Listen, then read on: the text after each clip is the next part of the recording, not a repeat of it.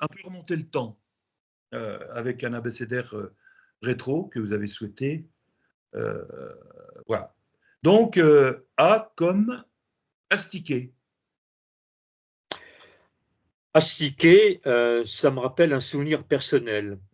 On astiquait le parquet dans ma vieille maison et on passait ce qu'on appelle la paille de fer.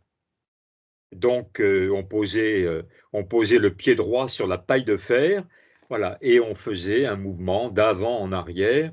Hein. Bon, c'était très pénible, surtout pour un enfant de 10 ans, ce que j'étais à l'époque, et pas forcément très rentable. Il fallait vraiment passer longtemps, passer souvent, changer de paille de fer pour arriver à redonner un peu de lustre, au parquet. Voilà, donc l'asticage, pour moi, c'est ce souvenir très personnel, mais qui a dû être partagé par beaucoup d'autres personnes de ma génération.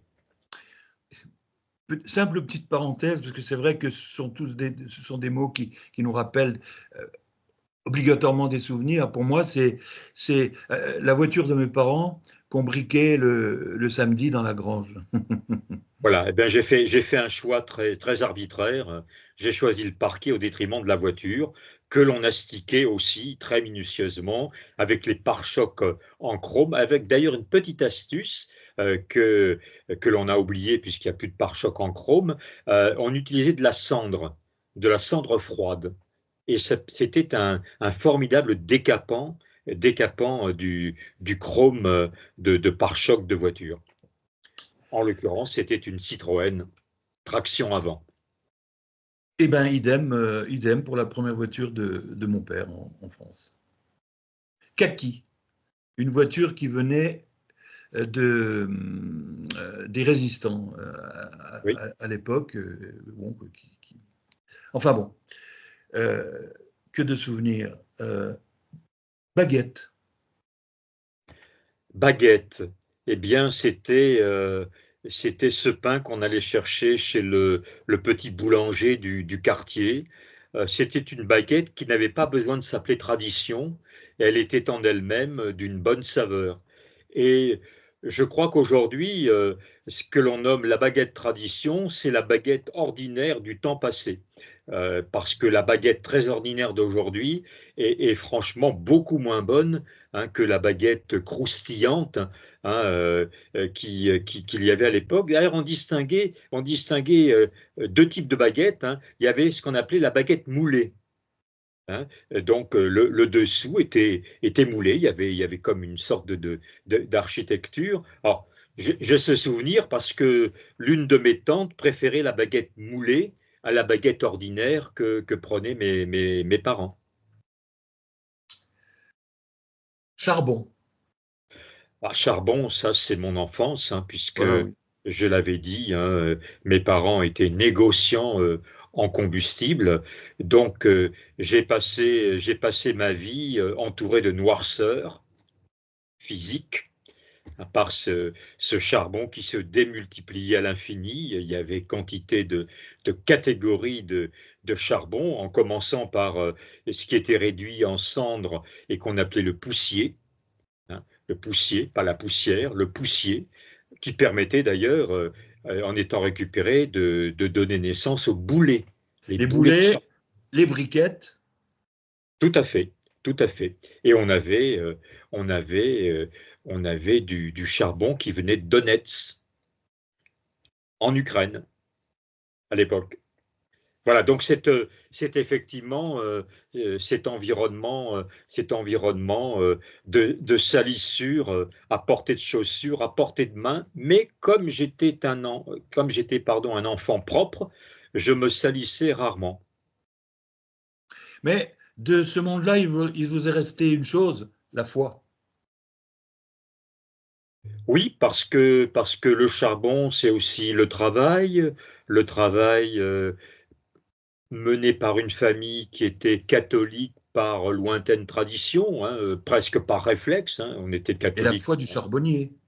Et la foi du charbonnier. Effectivement, Ouais. j'avais pas pensé au parallèle. Merci. Emblématique, de chez emblématique, De Deuche. Oui, alors il y a deux emblèmes, hein, de deux marques différentes. C'est pour ça que Oui, j'essaie de avec la parler de Dauphine. deux. Voilà, il y a la deux Doche, donc la deux chevaux Citroën, et la Dauphine Renault. Alors, il se trouve que j'ai conduit l'une et l'autre. Ma première voiture a été une Dauphine Renault de couleur vert d'eau que j'avais acheté le jour de mes 18 ans à un ancien militaire professionnel pour la somme modique de 350 francs. Voilà. Et nous étions en 1969. Une voiture en très bon état, mais qui tenait très très mal la route, Ah, au contraire de la deux chevaux, qui était une deux chevaux bleue et qui a été ma deuxième voiture que j'ai héritée de mes parents, de ma mère quand elle est décédée, puisqu'elle avait acheté cette voiture neuve, la deux chevaux, au prix de 5000 francs. Voilà. Hein, en 1970-71. Ça a coûté on, 5000 francs. on peut dire sans exagérer que la De Deuche, c'est une voiture de génie. Ah, tout à fait, tout à fait. Je suis allé au Danemark en Deutsch. Et bon, c'était un petit peu long, naturellement, mais une tenue de route extraordinaire, hein. On pouvait pencher dans les virages, la voiture restait bien sur ses quatre pattes. La Ce qui neige n'était n'avait pas de voilà, prise sur elle. voilà. Ce qui n'était pas le cas de la Renault Dauphine. La Dauphine, c'était vraiment une voiture casse-cou, Une hein. savonnette. Ah oui, Oui. complètement, complètement. J'ai d'ailleurs fait un dérapage un jour qui était tout sauf un dérapage contrôlé. Mais je suis sorti indemne. Épicerie. Oh ben épicerie, c'est épicerie de quartier, hein, comme boucher de quartier, comme cordonnier de quartier, au temps où il y avait beaucoup de cordonniers, comme charcutier, au temps où il y avait des charcutiers de quartier, cinéma aussi, hein, nous en avons parlé Oui. précédemment, cinéma de quartier, voilà, parce que je vivais dans un quartier populaire, hein, les quartiers populaires qui n'étaient pas excentrés comme on l'a fait avec les grands ensembles où on a sorti les quartiers populaires des centres-villes pour les placer à la campagne, hein, puisque c'était la campagne avant qu'on érige ce qu'on appelait ces grandes tours. Donc quartier, voilà, quartier, c'était la sociabilité, hein. Bon, c'est un esprit qui s'est effacé avec le temps. Frigidaire. Alors, Frigidaire, c'est une marque qui a eu une grande fortune, puisque c'est un mot qui est synonyme de réfrigérateur. Donc, à l'époque, on achetait un frigidaire, même si ce n'était pas la marque Frigidaire. Alors, c'est vrai que dans les années 50, encore un peu en 60, c'était un privilège, hein, que d'avoir un réfrigérateur, un frigo, comme on a commencé à dire un petit peu plus tard. Et moi, je me souviens que on n'avait pas de réfrigérateur, on n'avait pas de frigidaire chez nous. On avait une petite cage grillagée, hein, où l'on Oui. mettait le beurre et on posait cette, euh, cette petite boîte sur le rebord de la fenêtre. Et on conservait ainsi le beurre à l'abri de la chaleur. Généreux. Bah, je ne dirais pas que généreux c'était avant et égoïste c'était aujourd'hui, hein, parce que il y avait aussi autrefois des gens très égoïstes, hein, des gens pour qui l'argent était une finalité et la seule finalité d'ailleurs de leur vie. Mais précisément dans ces quartiers populaires, il y avait quand même un esprit d'entraide, hein. Je me souviens, les personnes âgées étaient aidées à faire leurs courses, hein. On allait faire leur commission, hein. On prenait leur petit papier où était écrit ce dont elles avaient besoin. Parce que je rappelle que à l'époque, au temps de ces épiceries, il n'y avait pas de grande surface encore, hein. Ça n'existe pas, hein. La première grande surface, je crois, date de 66, 67, 68, dans l'Essonne, quelque part à Sainte-Geneviève-des-Bois de mémoire. Voilà, donc on allait chez l'épicier du coin. Il y en avait toujours un qui était à disposition. Donc il y avait quand même une entraide liée justement à cette proximité géographique. H comme honnêteté. Eh bien, honnêteté, là, je dois dire quand même que nous sommes passés du temps de l'honnêteté au temps de l'arnaque généralisée. Oui, Bon, je crois qu'on aura vraiment toute une émission à faire oui. sur le sujet. Aujourd'hui, tout est arnaque, hein. On ne peut plus se fier à personne, on ne peut plus se fier à rien. On reçoit des messages de tous côtés, téléphoniques, par Internet, enfin par toutes les voies possibles. On est sollicité en permanence par de pseudo-conseillers qui sont aussi faux.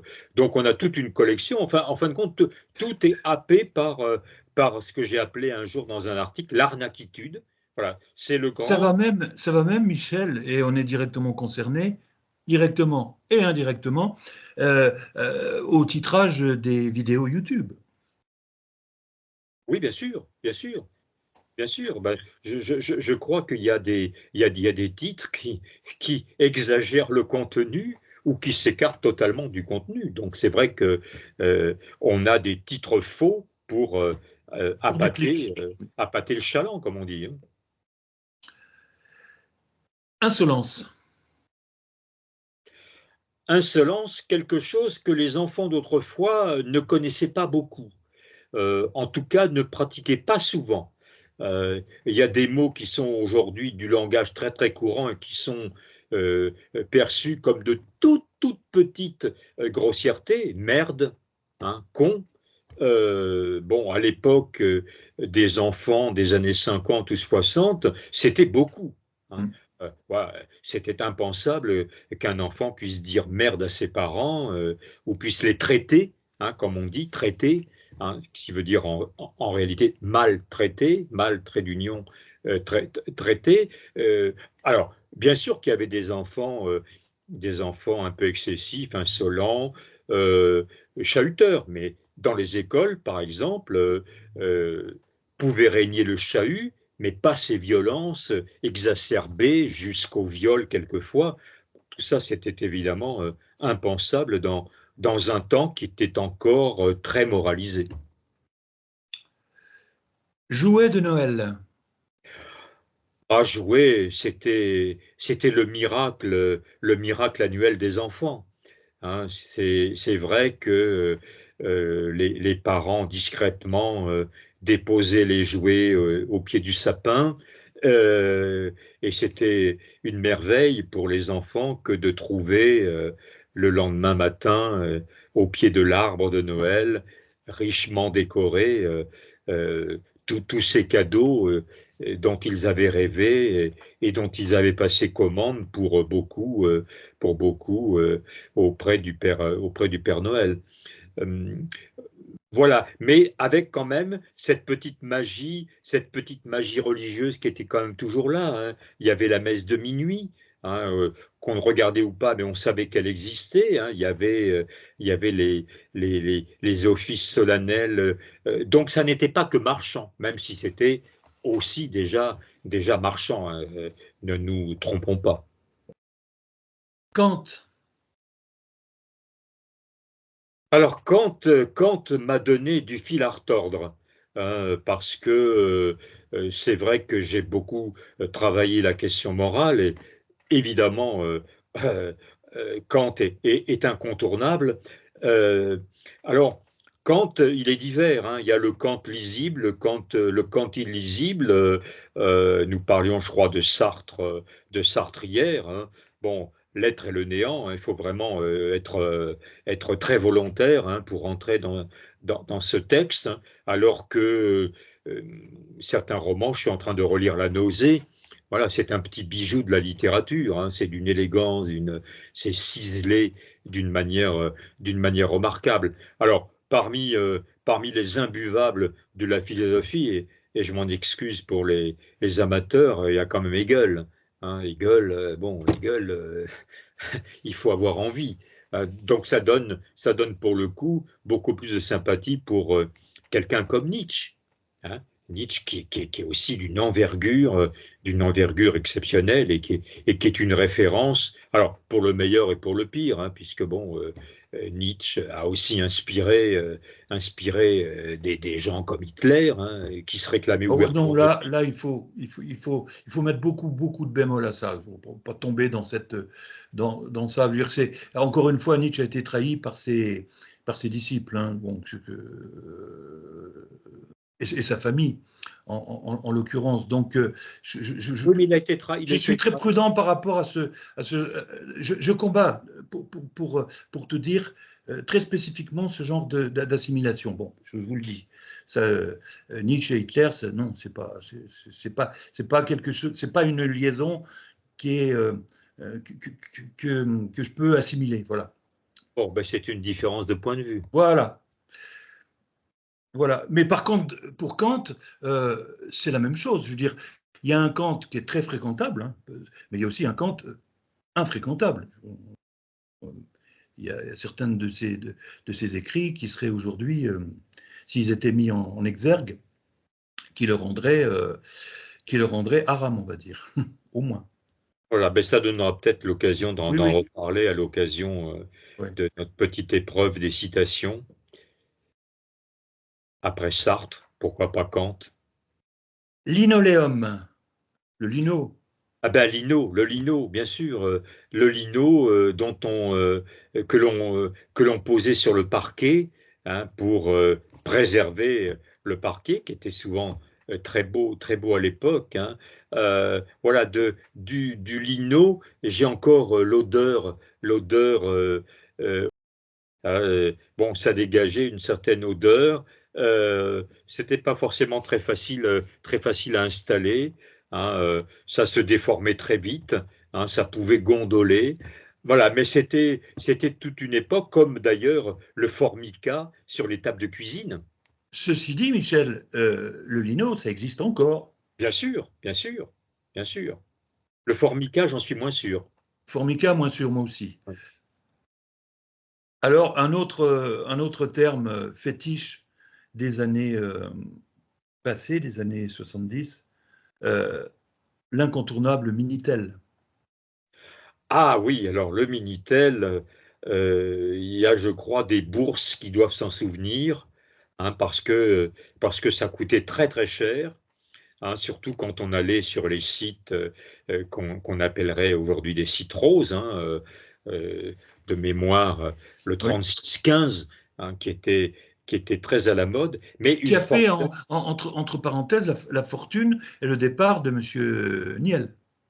Tout à fait, tout à fait. Et Voilà. qui était une formidable invention, qui était une Oui, oui. formidable invention. Et d'ailleurs, étant grand collectionneur, le mien se trouve toujours au fond de mon armoire, en parfait état. Mais il n'y a pas très longtemps, si ma mémoire est bonne, pas très longtemps, ça fait quand même quelques années, mais je veux dire, il n'y a pas une éternité que les survivants du Minitel ont cessé leur activité, je crois. Oui, oui, Mais si tu avais vérifié, il y avait eu une tentative de retour. Il y avait eu une je tentative pense, de il me retour. semble. Voilà. Et alors, il faut rajouter, parce que euh, ceux parmi les plus jeunes aujourd'hui n'ont pas connu ce temps, les communications téléphoniques se payaient. Hein. Oui. On payait Et le à la Minitel aussi, je peux communication. vous dire. Hein. Voilà, et le Minitel évidemment aussi, puisque c'était sur la base de la communication. Donc, on n'avait pas ce forfait. Aujourd'hui, on peut appeler dans les limites des numéros qui ne sont pas affichés, numéros spéciaux qui, eux, coûtent encore très cher. Voilà. Mais c'est vrai que même en repensant cette époque, je me dis, mais comment est-ce qu'on pouvait payer, hein, toutes ces communications? Alors, on faisait évidemment attention, on n'appelait pas à tort et à travers, et on appelait ce que vous avez connu comme moi, en PCV. Hein, Oui. c'est-à-dire que c'était le destinataire qui acceptait de payer la communication, quand c'était une communication de longue distance. Nul. Ah, nul, nul pour moi, ça me fait penser à ce qu'on mettait sur les bulletins scolaires. Hein. Oui. Alors évidemment, on avait la hiérarchie, ça allait de l'excellent hein. Très bien, bien, assez bien, médiocre, nul, équivalent à 0, hein, par conséquent. Donc, il fallait éviter le dernier étiquetage, voilà, qui vous faisait rentrer naturellement dans la catégorie des cancres. Voilà. Donc, à l'époque, il valait quand même mieux être premier de la classe. Et il y avait une fierté à être premier de la classe avec les prix d'excellence, les prix d'honneur, hein, que l'on convoitait, voilà, avec beaucoup d'intérêt. Et dans le cadre d'une compétition assez saine, finalement. Office du dimanche. Ah ben, office du dimanche, évidemment, c'est la messe dominicale, qui d'ailleurs existait déjà à la télévision. Une petite anecdote, ma grand-mère paternelle, à un moment donné, n'a plus été en état physique de se rendre à l'office de son église à proximité, et elle regardait religieusement, c'est le cas de le dire, l'office de midi à la télévision. Voilà. Et on a encore ces offices religieux sur les chaînes de télévision actuelles. Donc ça rythmait le dimanche, hein. C'était vraiment la coupure. Il y avait oui, il y avait la préparation de l'office, et puis on était en quartier libre l'après-midi. On pouvait aller pique-niquer le cas échéant. Pastis. Ah, pastis, pastis, c'est aussi Pernod, c'est aussi Ricard, donc c'est les trois apéritifs à base d'Annie. Mais il y avait aussi, dans le trio un peu magique, du Bonnet, Bire, Saint-Zano, je repense aussi à Suze, pour ceux qui aimaient les apéritifs amers. Sans oublier le Porto. Voilà. Ma mère aimait bien le petit Porto. Et un oncle, lui, était un- quelqu'un qui aimait beaucoup la Suze. Michel, même horaire, même émission, même problème. Le soleil vous envahit, vous allez disparaître de l'écran. Alors, ce que je vous propose, très Ah, bien. Oui, en vous décalant, c'est parfait. j'ai de la Voilà, on ressource. est en direct, pas de souci. Voilà. Fallait y penser. Absolument. Quartier latin. Alors, quartier latin, c'est pour beaucoup, évidemment, le quartier des étudiants.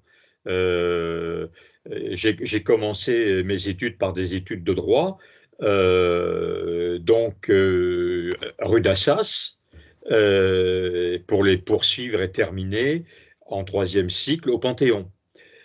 Voilà, mais le quartier latin, c'était aussi, je me souviens, un cinéma d'art et d'essai qui je crois d'ailleurs existe toujours, pas loin de la rue des Écoles. Enfin, il y en a deux ou trois qui sont dans cette catégorie-là. Euh, voilà, c'était le bonheur de la jeunesse universitaire, avec évidemment quartier latin, mai 68, hein, évidemment, hein, c'était le haut lieu de la contestation étudiante, donc de mai-juin 68.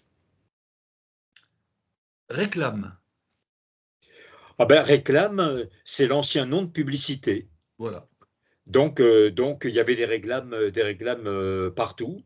Et puisque je parlais de cinéma de quartier, les réclames affichées sur le grand rideau, hein, qui ne se levait que lorsque démarrait la première partie, puisqu'il y avait toujours une première partie avant le grand film de la seconde partie, après l'entracte.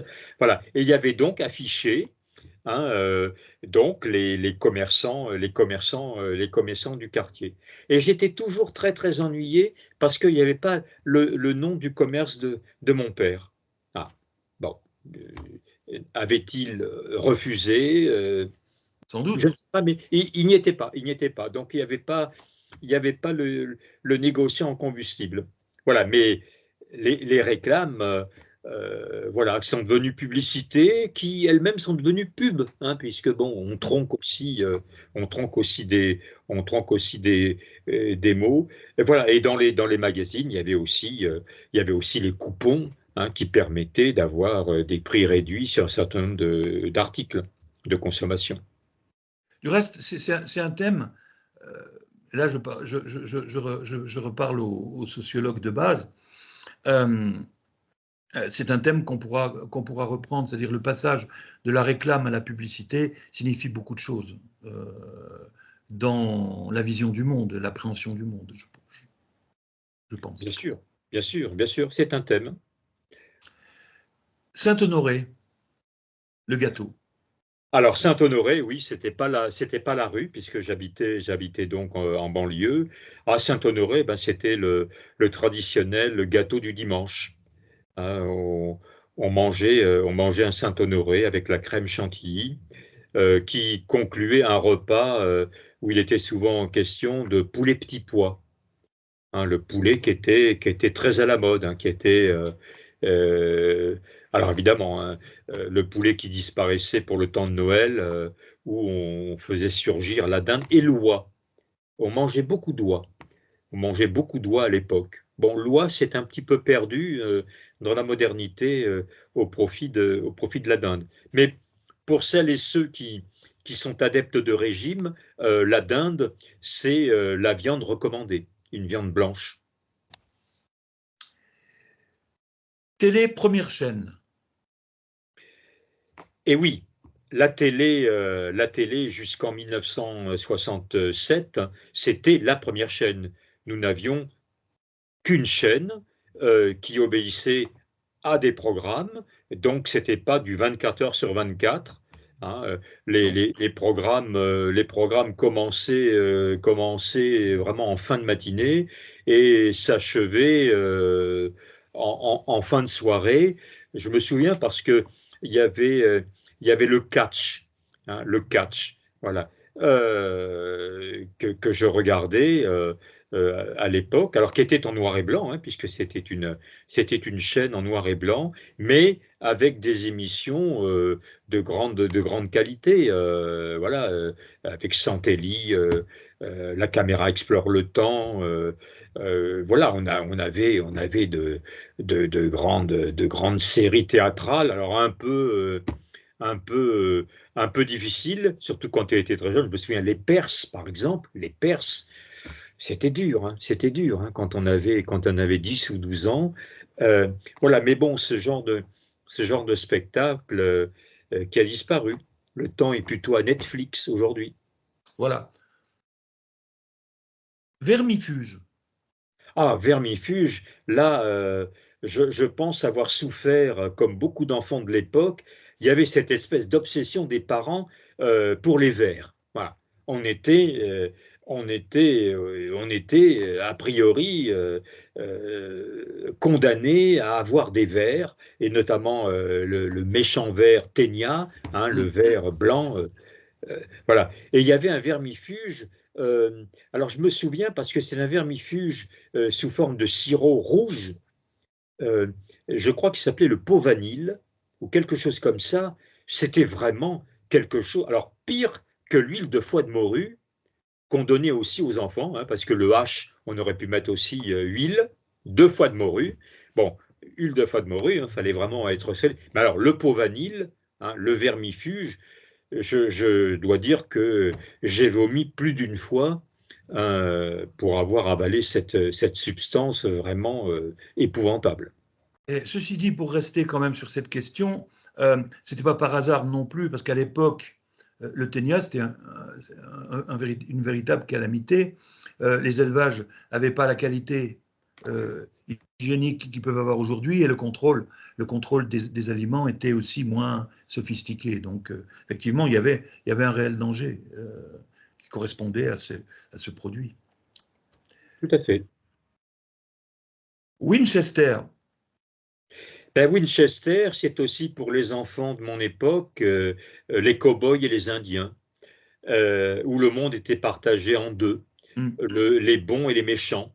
Et donc, on était imprégné de cette idée que les peaux rouges, c'était vraiment les méchants par rapport aux cow-boys, hein, qui étaient quelque part les sauveurs. Euh, et donc, il y avait toute une série de grands, alors que j'ai d'ailleurs en bande dessinée, hein. Il y avait les Kit Carson, Buffalo Bill, et quelques autres. Alors d'ailleurs des petits illustrés, puisque c'est ainsi qu'on les appelait en France, les illustrés, qui aujourd'hui ont une certaine valeur. Donc j'ai tout un fond d'illustrés. Alors je crois quand même une petite correction. Il me semble qu'il y avait un feuilleton qui s'appelait Cochise, hein, où on sortait un peu quand même de cette binarité, hein, du méchant indien et du gentil visage pâle. Ceci dit, Michel, on en a beaucoup parlé, et ça c'est un sujet qui me tient particulièrement à cœur, le statut des natifs, où qu'ils soient, que ce soit les aborigènes en Australie et les Indiens, ou ce qu'il en reste aux États-Unis, c'est toujours la même discrimination. Celle-là, on n'en parle pas, ou Oui. très peu.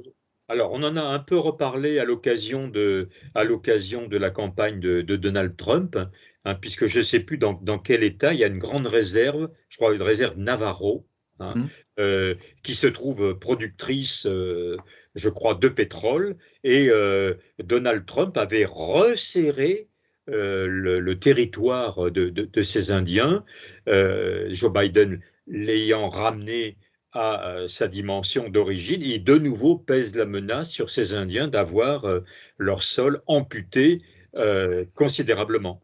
J'ai étudié cette question depuis longtemps, j'ai les chiffres, etc. C'est effrayant.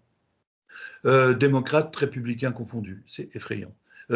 États-Unis et Canada, même combat, je veux dire. Bon, au Canada, les Indiens n'ont même pas le statut d'adulte à part entière. Hein, Bah, ce sont, pour reprendre peut-être une expression de Frantz Fanon, ce sont les damnés de la terre. voilà. Ce sont des damnés de la Alors, terre. à titre indicatif aussi, aussi loin que je me souvienne, j'ai toujours été pour les Indiens. Gamin, le cow-boy, ça m'intéressait pas. Pour moi, c'est bon, voilà. Alors que j'avais pas de contenu historique à l'époque. Hein, c'était comme ça, instinctivement. Je devais être déjà dans un devoir de neutralité. Il me semble que je regardais l'histoire. Je ne suis pas certain que j'avais une conscience éclairée de ça, parce que effectivement, c'est quand même des revues qui vous conditionnaient Absolument. dans le partage du monde entre bons et méchants, hein. Et c'est vrai qu'un jour, je me suis dit, mais tiens, mais oui, on était quand même sérieusement conditionnés, hein, dans ces sociétés très, très binaires. Hein, le mal Bah, d'un Walt côté, Disney était et de- un grand idéologue, hein, quelque part. tout à fait. Mais bon, autant de sujets sur lesquels on rebondira maintes fois. X, comme eh ben, à propos de ça, justement, la fête des 40 ans de Canal+, ce soir. Donc, X, film Canal+. Oui, alors X, ça aurait pu être Twitter, hein, d'Elon Musk, mais bon, c'était évidemment le film mensuel, hein, je crois que c'était le début de chaque mois, euh, où à une époque où la pornographie n'était pas aussi étalée qu'aujourd'hui, hein, où Non. il n'y avait pas les réseaux Internet, hein. Donc, bon, pour beaucoup, c'était une manière de satisfaction sexuelle, bon, qui était utile, hein, comme les cinémas qui, Oui, par à la ailleurs, même époque, étaient oui. aussi étiquetés X, et qui ont disparu les uns après les autres. Y comme yéyé. Ah, yéyé, évidemment, le temps des copains, comme Oui. disait Edgar Morin. Euh, bah, yéyé, alors yéyé, c'est pas forcément toujours synonyme de qualité, hein. Il y avait des yéyés qui, à mon avis, étaient déjà d'un niveau qu'on pouvait respecter. Bah, je ferai je dirais l'opposition entre Françoise Hardy d'un côté, hein, avec des textes qui étaient de très beaux textes, et puis notre Sheila nationale, hein, voilà, hein, bon, l'école est finie, etc. Bon, il y avait quand même, alors là, je ne dirais pas, c'était mieux avant, hein. Il y avait vraiment tout. Il y a vraiment tout, le mauvais, le moins bon. Bon, mais à côté des yéyés, il y avait évidemment le rock and roll, hein, dans la tradition, notamment d'Elvis Presley, hein, et les Beatles et les Stones, hein. Et je me souviens qu'il y Oh, avait il y avait aussi dans cette mouvance beaucoup d'activités en France, mais bien sûr qui ont été submergées par la machine anglo-saxonne et qui n'ont pas pu, et qui ont pas pu se développer comme ils auraient pu le faire sans cette concurrence saine, mais contre laquelle ils ne pouvaient pas faire grand-chose. Et puis Z, eh ben Z comme Zorro, ma foi. Zorro, je crois que nous en avons déjà parlé. Bon, Zorro, À chaque c'était, fois, hein. oui, Chaque fois. oui. Ah oui. Zorro, c'était aussi la tenue qu'on vous offrait précisément pour Noël, quelquefois, hein, parce que se revêtir d'une tunique, hein, c'était important. Donc Zorro était un peu un emblème, comme Ivanhoé, hein, pour une autre, une autre période. Je crois d'ailleurs que l'acteur qui interprétait Zorro, ça devait être Guy Michel, un nom un nom comme ça, je crois. Alors que il y a beaucoup d'autres qui ont incarné Zorro, à commencer par Alain Delon. Hmm. Et je me souviens avoir vu dans les années 60 euh, le film La Tulipe Noire, hein, où Alain Delon incarnait Zorro, après que d'autres aient repris le rôle. Alors, évidemment, toujours en noir et blanc. Eh bien, Michel, nous voici arrivés à la dernière lettre, en attendant peut-être la vôtre de lettre pour cette semaine. Absolument. Et ce sera une surprise aussi sur Ça va être une surprise. le nom qui aura été choisi. Allez, à très bientôt à tous et bonne journée. Et bon début de semaine.